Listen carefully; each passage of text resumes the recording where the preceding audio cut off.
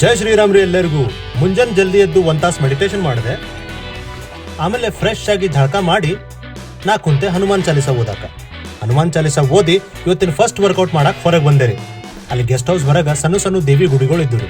ನಮಸ್ಕಾರ ಮಾಡಿ ಇವತ್ತಿಂದ ನಾ ಫಸ್ಟ್ ವರ್ಕೌಟ್ ಶುರು ಮಾಡಿದೆ. ಗೆಸ್ಟ್ ಹೌಸ್ ಹೊರಗೆ ಜಾಗ ಭಾಳ ಭಾರಿ ಇತ್ರಿ. ಅದಕ್ಕೆ ವರ್ಕೌಟ್ ಮಾಡಕ್ಕೆ ಭಾಳ ಮಜಾ ಬಂತ್ರಿ. ಇವತ್ತು ಇವೆಂಟ್ದು ಓಪನಿಂಗ್ ಸೆರೆಮನಿ ಇತ್ರಿ. ಅದಕ್ಕೆ ವರ್ಕೌಟ್ ಮುಗಿಸಿ ಓಪನಿಂಗ್ ಸೆರೆಮನಿ ಅಟೆಂಡ್ ಮಾಡಕ್ಕೆ ಬಂದೆ. ಓಪನಿಂಗ್ ಸೆರೆಮನಿ ಮುಗಿಸಿ ಮಧ್ಯಾಹ್ನ ಊಟ ಮಾಡಿದ್ದೀವಿ. ಕಟಕ್ ರೊಟ್ಟಿ, ಉಸುಳೆ ಮತ್ತು ಬದ್ನಿಕಾಯಿ ಪಲ್ಯ. ಸಂಜೆ ವರ್ಕೌಟ್ ಅಲ್ಲೇ ಗೆಸ್ಟ್ ಹೌಸ್ದಾಗ ಮಾಡಿದೆ. ವರ್ಕೌಟ್ ಮುಗಿಸಿ ಪ್ರೋಟೀನ್ ಕುಡಿದು ಊಟಕ್ಕಂತೇಳಿ ಕ್ಯಾಂಟೀನ್ ಕಡೆ ಹೊಂಟೆ ನೋಡ್ರಿ. ಊಟ ಮುಗಿಸಿ ರೂಮಿಗೆ ಬಂದು ನೀರಿನ ಟಾಸ್ಕ್ ಮುಗಿಸಿ ನಾ ಕುಂತೆ ಭಗವದ್ಗೀತೆ ಓದಾಕ.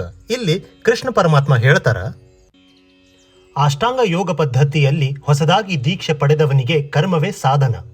ಯೋಗದಲ್ಲಿ ಆಗಲೇ ಬಹು ಮುಂದುವರಿದವನಿಗೆ ಎಲ್ಲ ಐಹಿಕ ಕಾರ್ಯಗಳನ್ನು ನಿಲ್ಲಿಸುವುದೇ ಸಾಧನ.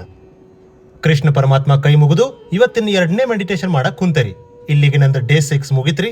ಎಲ್ಲರಿಗೂ ಶುಭರಾತ್ರಿ.